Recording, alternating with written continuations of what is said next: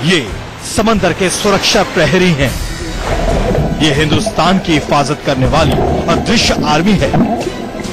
ये हैं नेवी के मरीन कमांडो यानी मार्कोस। मुंबई में जब 26/11 का आतंकी हमला हुआ था तब मार्कोस के कमांडो खास तौर पर बुलाए गए थे।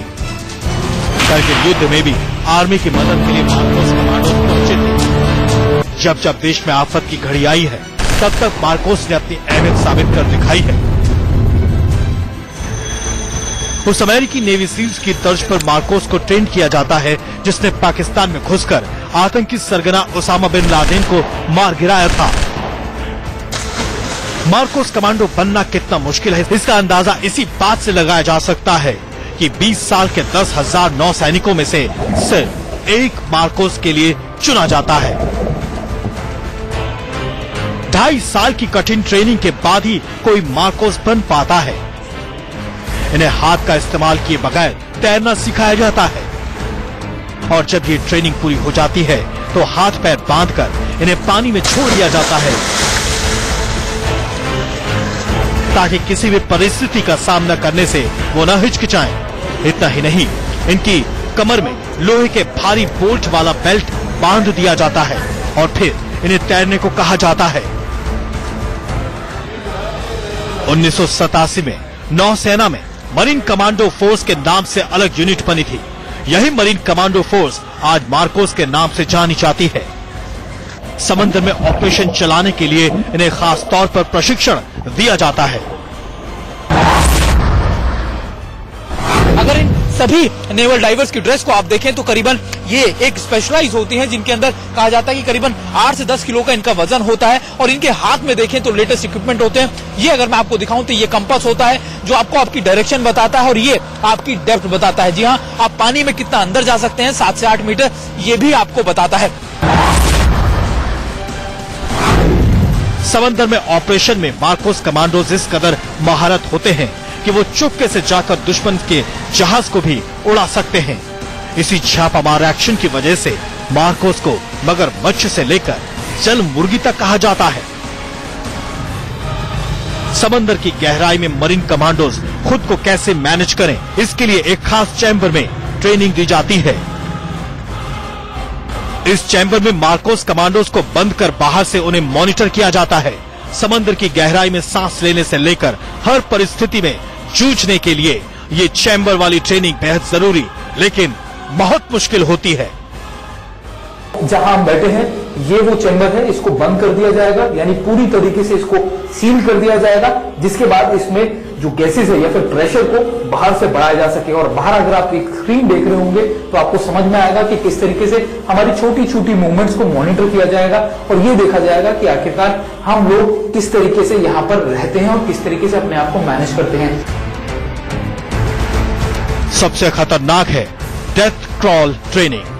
कंधे पर 25 किलो का भारी भरकम बैग लेकर इन कमांडोज को 2.5 किलोमीटर तक कमर पर कीचड़ में भागना होता है और इसमें सफल होने के बाद ही उनके सीने पर मार्कोस का तमगा लगता है। जमीन से लेकर आसमान की ऊंचाई और समंदर की गहराई तक में दुश्मन से लड़ने भिड़ने की काबिलियत रखने वाले मार्कोस कमांडो का डंका दुनिया भर में बजता है।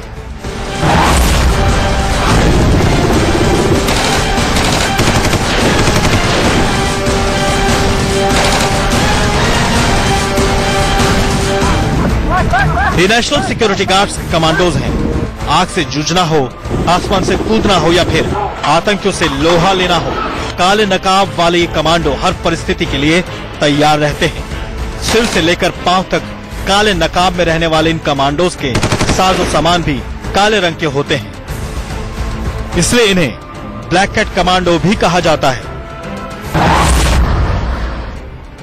1984 में नेशनल सिक्योरिटी गार्ड्स यानी एनएसजी का गठन किया गया। देश की अहम हस्तियों और बड़े नेताओं की सुरक्षा का दारोमदार एनएसजी के ही दमदार कमांडोज पर होता है। आतंकी हमलों से निपटने में भी एनएसजी कमांडोज निपुण होते हैं। एनएसजी कमांडोज की सीधी भर्ती नहीं होती और आर्मी अर्धसैनिक बलों के बेहतरीन जवानों को एनएसजी के लिए चुना जाता है। फिर इनकी ट्रेनिंग मानेसर में होती है, लेकिन ट्रेनिंग इतनी टफ होती है कि कई कमांडोज तो प्रशिक्षण भी पूरा नहीं कर पाते। आज हमारा एनएसजी जो है वो दुनिया का सबसे एलिट फोर्स में से एक उभर के आया है और किसी से हम एक कदम पीछे नहीं है।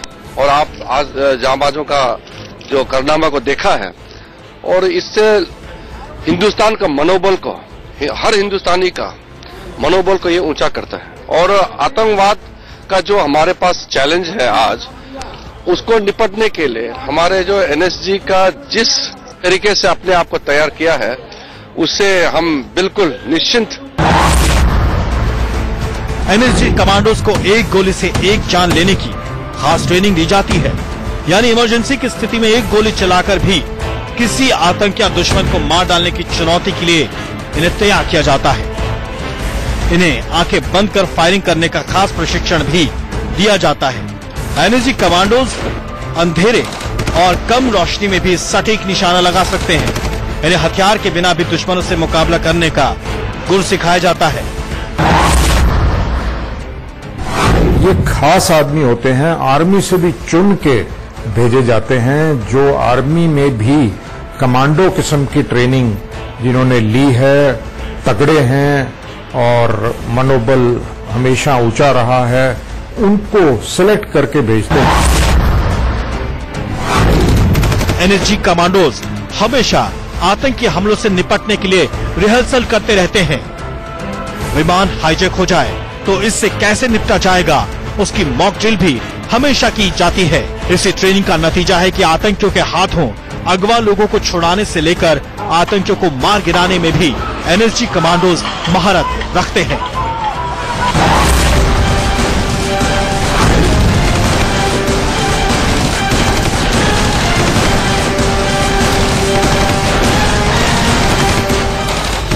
ये गगनवीर गरुड़ हैं।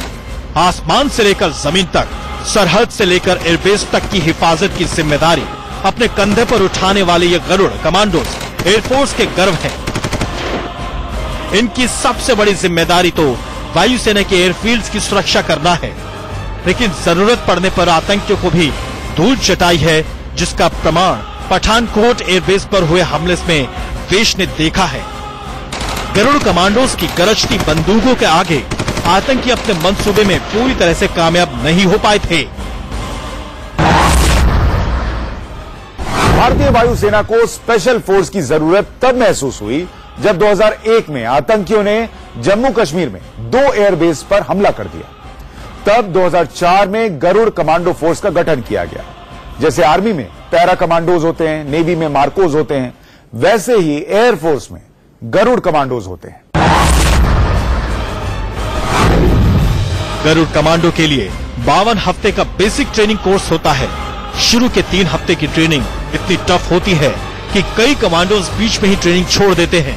ट्रेनिंग के हर स्टेज पर छटनी होती है और जो बेस्ट जवान होते हैं उन्हें आगे की ट्रेनिंग दी जाती है। गिने चुने कमांडोज को आगरा के पैराशूट ट्रेनिंग स्कूल में भेजा जाता है। मिजोरम के counter emergency and jungle warfare school में भी गरुड़ कमांडोज की ट्रेनिंग होती है। विदाउट फिजिकल फिटनेस और तैयारी के कमांडो ऑपरेट नहीं कर सकता। और इनकी जो फिजिकल फिटनेस होती है वो होती है एंड्योरेंस, मीलों तक भागना, कम राशन के अंदर जीना, जमीनी हालात को मद्देनजर रखते हुए ऑपरेशन करना, तो इत्यादि। उफनती नदी को पार करने से लेकर धधकती आग से गुजरने तक का प्रशिक्षण इन्हें दिया जाता है। ट्रेनिंग के दौरान इन्हें बिना सहारे के पहाड़ पर चढ़ना होता है, घने जंगल में रात गुजारनी होती है, भारी बोझ के साथ कई किलोमीटर तक दौड़ना होता है।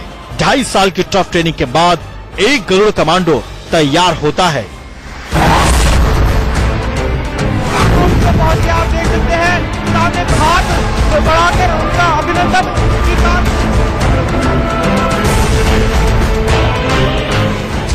दुनिया के सबसे बड़े लोकतंत्र के सबसे बड़े नुमाइंदे की पहरेदारी कुछ स्पेशल होती है।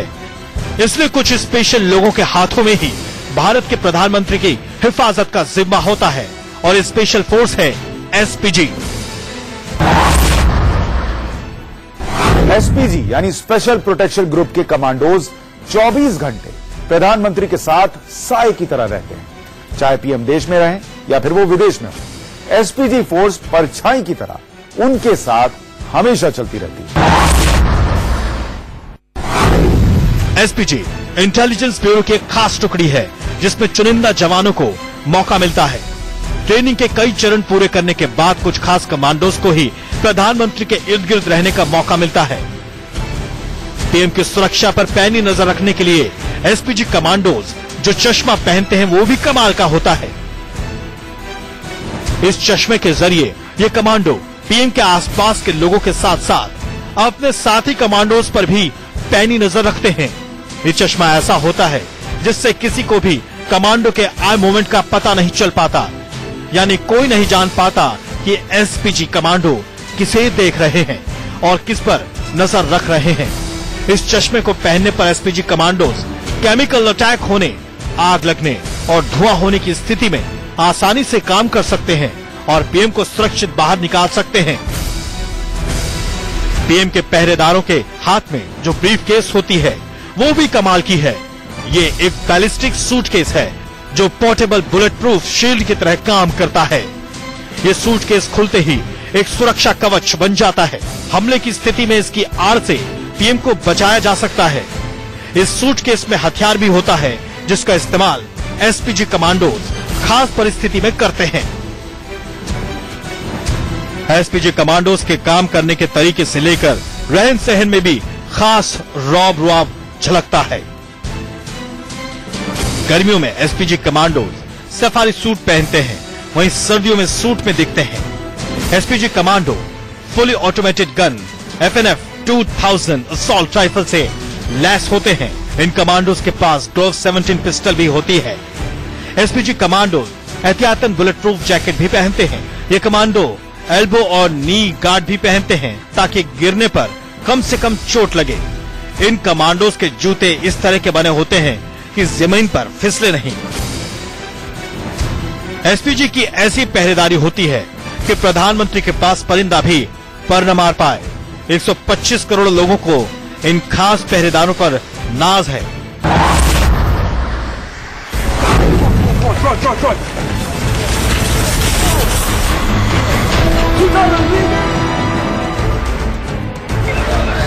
स्वाट कमांडो मतलब सुरक्षा की गारंटी।